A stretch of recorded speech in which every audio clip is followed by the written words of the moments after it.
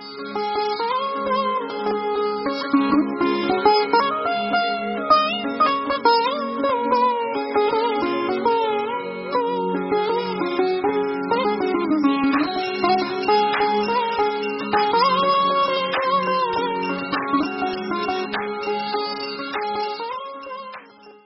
ನನ್ನ ಆತ್ಮೀಯ ಸಹೃದಯ ಸ್ನೇಹಿತರೆ, ಹೇಗಿದ್ದೀರಾ?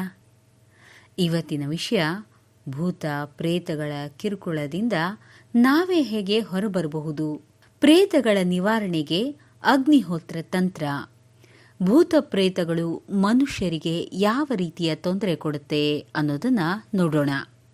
ಭೂತ ಪ್ರೇತಗಳ ಕಿರುಕುಳ ಪ್ರಪಂಚದಲ್ಲಿ 20% ಜನರಿಗಿದೆ. ಕಾರಣ ಅವರು ಪಿತೃದೇವತಾ ಆರಾಧನೆ ಮಾಡದೇ ಇರೋದು, ಕೊಳಕಾಗಿರೋದು, ಎಲ್ಲಂದರಲ್ಲಿ ಟಾಯ್ಲೆಟ್ಗೆ ಹೋಗೋದು, ಹೊರಗಡೆ ನಾನ್ ವೆಜ್ ತಿನ್ನೋದು, ಅಂದರೆ ಹೋಟೆಲ್ಗಳ ಹೊರಾಂಗಣದಲ್ಲಿ, ಗಾರ್ಡನ್ ಅಥವಾ ಓಪನ್ ಪ್ಲೇಸ್ಗಳಲ್ಲಿ ನಾನ್ ವೆಜ್ ತಿನ್ನೋದು, ಅತಿಯಾಗಿ ಮದ್ಯಪಾನ ಮಾಡೋದು, ದೇವಸ್ಥಾನಕ್ಕೆ ಹೋಗದೇ ಇರೋದು, ಸ್ನಾನ ಮಾಡಿ ಒದ್ದೆ ಕೂದಲು ಬಿಟ್ಕೊಂಡು ಜಡೆ ಹಾಕದೆ ಹೊರಗೆ ಹೋಗೋದು, ಅತಿಯಾಗಿ ಸೆಂಟ್ ಬಳಸೋದು, ಮುಟ್ಟಾದಾಗ 3 ದಿನ ಹೊರಗಡೆ ಓಡಾಡೋದು, ನಾನ್ ವೆಜ್ ಮತ್ತು ಸ್ವೀಟ್ಗಳನ್ನು ಪಾರ್ಸಲ್ ತಗೊಂಡು ಹೋಗಿ ತಿನ್ನೋದು ಅಥವಾ ತರಿಸ್ಕೊಳ್ಳೋದು, ದೀಪ ಹಚ್ಚಿದ ಮೇಲೆ ಸ್ನಾನ ಮಾಡೋದು, ತಡವಾಗಿ ಏಳೋದು, ಈ ರೀತಿಯ ಲೈಫ್ ಸ್ಟೈಲ್ ಇದ್ದರೆ ಆಗ ಅವರಲ್ಲಿ ಈ ಸಿಂಪ್ಟಮ್ಸ್ ಇರುತ್ತೆ.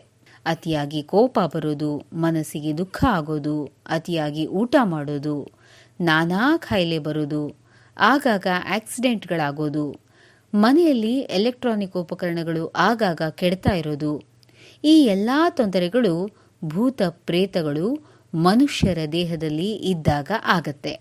ಇಂಥ ಮನುಷ್ಯರು ಅನುಭವಿಗಳ ದೊಡ್ಡವರ ಬುದ್ಧಿವಾದನ ಕೇಳೋದೇ ಇಲ್ಲ. ನಾನ್ ಮಾಡೋದೇ ಸರಿ, ನಾನೊಬ್ನೇ ಬುದ್ಧಿವಂತ ಅನ್ನೋ ಗರ್ವದಿಂದ ವರ್ತನೆ ಮಾಡ್ತಿರ್ತಾರೆ. ಇವರಿಗೆ ನಿದ್ರೆಯಲ್ಲಿ ಬಹಳಷ್ಟು ಬಾರಿ ಎಚ್ಚರವಾಗುತ್ತೆ, ಕೆಲವು ಸಲ ಭಯವಾಗುತ್ತೆ, ಕನಸಿನಲ್ಲಿ ಮಲ ಮೂತ್ರ ಮಾಡಿದ ಹಾಗೆ ಕಾಣಿಸುತ್ತೆ, ನಗ್ನವಾಗಿ ಸ್ನಾನ ಮಾಡೋ ಹಾಗೆ ಕನಸು ಬೀಳುತ್ತೆ, ರಾತ್ರಿ ಎಚ್ಚರವಾದಾಗ ಸಿಹಿ ತಿನ್ಬೇಕು ಅಂತ ಅನ್ಸುತ್ತೆ. ದೇಹದಲ್ಲಿ ಸೇರಿದ ಆತ್ಮಗಳನ್ನು ಬಿಡಿಸೋ ಹಲವಾರು ದೇವಸ್ಥಾನಗಳಿದೆ. ಗಾಣಿಗಾಪುರದ ದತ್ತಕ್ಷೇತ್ರ, ರಾಜಸ್ಥಾನದ ಬಾಲಾಜಿ ಧಾಮ್, ಮಧ್ಯಪ್ರದೇಶದ ದೇವಿಜಿ ಮಹಾರಾಜ್ ಮಂದಿರ, ಗೋಪಿನಾಥ್ ಮಂದಿರ, ಉಕ್ಕಡಗಾತ್ರಿಯ ಅಜ್ಜಯ್ಯ, ಹೀಗೆ ಭಾರತದಲ್ಲಿ 10 ದೇವಸ್ಥಾನಗಳಿವೆ. ಅವರು ಹೇಳಿದ ರೀತಿ ಎಲ್ಲವನ್ನ ಆಚರಿಸಿದರೆ 60% ಜನರಿಗೆ ಮಾತ್ರ ದೇಹದಿಂದ ಪ್ರೇತಾತ್ಮಗಳು ಬಿಟ್ಟು ಹೋಗೋದು. ಇದನ್ನ ನಾನು ಕಣ್ಣಾರೆ ಕಂಡಿದ್ದೇನೆ. ಇನ್ನು 40% ಜನರಿಗೆ ಸ್ವಲ್ಪ ದಿನ ಮಾತ್ರ ಸರಿ ಹೋದ ಹಾಗೆ ಕಂಡ್ರು, ಮತ್ತೆ ಕೆಲವೇ ದಿನಗಳಲ್ಲಿ ಆ ಪ್ರೇತಾತ್ಮಗಳ ಕಾಟ ಶುರುವಾಗ್ಬಿಡುತ್ತೆ.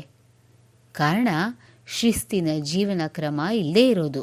ಇದನ್ನ ಅವಾಯ್ಡ್ ಮಾಡಬೇಕು ಅಂತಂದ್ರೆ ನಾನ್ ವೆಜ್ಜನ್ನು ಮನೆಯಲ್ಲೇ ಮಾಡಿಸ್ಕೊಂಡು ತಿನ್ನಿ.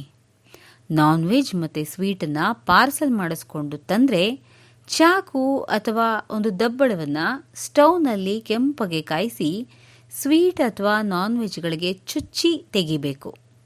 ಅಥವಾ ಮೊದಲೇ ಒಂದು ಚಿಕ್ಕ ಪೀಸನ್ನು ಮನೆಯಿಂದ ಸ್ವಲ್ಪ ದೂರ ಬಿಸಾಕ್ಬಿಡ್ಬೇಕು. ಅಕಸ್ಮಾತ್ ಹೊರಗಡೆ ನಾನ್ ವೆಜ್ ತಿಂದಿದ್ದೇ ಆದರೆ ಕಡೆಯಲ್ಲಿ 2 ಪೀಸ್ ಬೆಳ್ಳುಳ್ಳಿ ತಿನ್ನಬೇಕು ಮತ್ತು 2 ಎಸಳು ಬೆಳ್ಳುಳ್ಳಿಯನ್ನು ಜೊತೆಲೇ ಇಟ್ಕೊಂಡಿರಬೇಕು. ಕೂದಲನ್ನು ಜಡೆ ಕಟ್ಟಿ ಅಥವಾ ಗಂಟು ಹಾಕ್ಕೊಂಡು ಹೊರಗೆ ಓಡಾಡಬೇಕು. ಮುಟ್ಟಾದಾಗ ನಿಂಬೆಹಣ್ಣು ಅಥವಾ ಬೆಳ್ಳುಳ್ಳಿಯನ್ನು ಜೊತೆಲೇ ಇಟ್ಕೊಳ್ಳಿ. ಹೊರಗೆಲ್ಲಾದರೂ ಟಾಯ್ಲೆಟ್ ಮಾಡಬೇಕಾಗಿರೋ ಸಂದರ್ಭ ಬಂತಂದರೆ ನಂತರದಲ್ಲಿ ಕಾಲು ತೊಳಿಲೇಬೇಕು. ಆತ್ಮಗಳ ತೊಂದರೆಯಿಂದ ಮುಕ್ತರಾಗಬೇಕು ಅಂತ ಅಂದರೆ ನೀವೇ ಮಾಡಿಕೊಳ್ಳಬಹುದಾದ ಸುಲಭ ಉಪಾಯ ಅಂದರೆ ಅಗ್ನಿಹೋತ್ರ ಕ್ರಿಯೆ. ಇದು ಕೃತಯುಗದಲ್ಲಿನ ವಿಧಾನ. ಅಗ್ನಿಹೋತ್ರದ ಬಗ್ಗೆ ಅಥರ್ವಣ ವೇದದಲ್ಲಿ ಪ್ರಸ್ತಾಪ ಇದೆ. ಅಗ್ನಿ ಅಂದರೆ ಬೆಂಕಿ, ಹೋತ್ರ ಅಂದರೆ ಗುಣಪಡಿಸೋದು ಅಂತ ಅರ್ಥ. ಅಗ್ನಿಹೋತ್ರ ಅಂದರೆ ಒಂದು ವಿಶೇಷವಾದ ಪ್ರಕ್ರಿಯೆ. ಇದರ ಮೂಲ ಭಾರತ.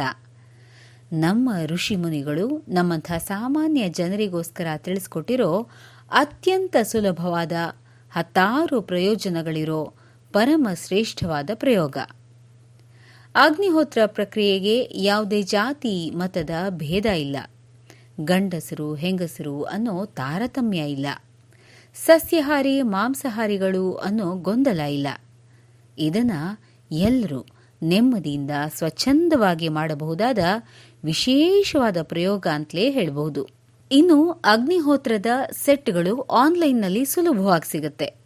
ನಮಗೆ ಬೇಕಾಗಿರುವಂತಹ ಸಾಮಗ್ರಿಗಳು ಅಂತಂದ್ರೆ ಹಸುವಿನ ಬೆರಣಿ, ಹಸುವಿನ ತುಪ್ಪ, ಪಾಲಿಶ್ ಮಾಡದ ಅಂದ್ರೆ ತುಂಡಾಗದ ಅಕ್ಕಿ, ಒಂದು ಎಳ್ಳೆಣ್ಣೆ ದೀಪ ಅಥವಾ ತುಪ್ಪದ ದೀಪ. ಇಷ್ಟಿದ್ರೆ ಅಗ್ನಿಹೋತ್ರ ಹೋಮವನ್ನ ಸುಲಭವಾಗಿ ಮಾಡಬಹುದು. ಪಂಚಾಂಗದ ಆ್ಯಪ್ಗಳು ಬೇಕಾದಷ್ಟಿದೆ. ಯಾವುದಾದ್ರೂ ಒಂದನ್ನು ಡೌನ್ಲೋಡ್ ಮಾಡಿ ಇಟ್ಕೊಳ್ಳಿ. ಅದರಲ್ಲಿ ಸೂರ್ಯೋದಯದ ಮತ್ತೆ ಸೂರ್ಯಾಸ್ತದ ಟೈಮ್ಗಳನ್ನು ನಿಖರವಾಗಿ ಕೊಟ್ಟಿರ್ತಾರೆ. ಆದರೆ ಅದನ್ನು ನೀವು ಪ್ರತಿನಿತ್ಯ ಖಚಿತಪಡಿಸ್ಕೊಳ್ಬೇಕು.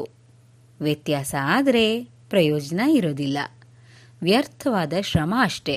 ಅಗ್ನಿಹೋತ್ರ ಮಾಡೋದಕ್ಕೆ ಕೇವಲ 15 ನಿಮಿಷ ಮೀಸಲಿದ್ರೆ ಸಾಕು. ಸೂರ್ಯೋದಯದ ಮೊದಲು ದೀಪ ಬೆಳಗಿಸ್ಕೊಂಡು ನಂತರ ಆಚಮನ ಸಂಕಲ್ಪ ಮಾಡಿ. ಆಚಮನ ಮತ್ತೆ ಸಂಕಲ್ಪ ಮಾಡೋದು ಹೇಗೆ ಅಂತ ನಮ್ಮ ಚಾನೆಲ್ನ 60ನೇ ಎಪಿಸೋಡ್ನಲ್ಲಿ ಹೇಳಿದ್ದೀವಿ.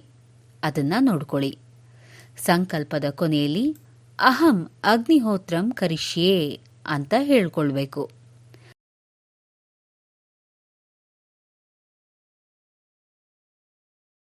ಅಗ್ನಿ ಪ್ರಜ್ವಲಿಸಿ ಉರಿತಾ ಇರಬೇಕು.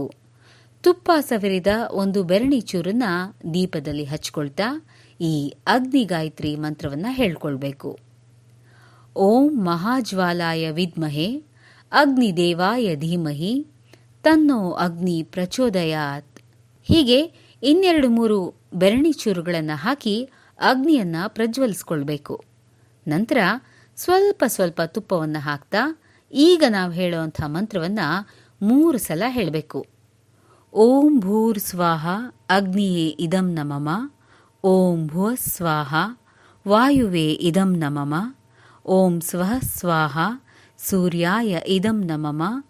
ಓಂ ಭೂರ್ಭುವ ಸ್ವಃ ಸ್ವಾಹ ಪ್ರಜಾಪತಯೇ ಇದಂ ನಮಮ.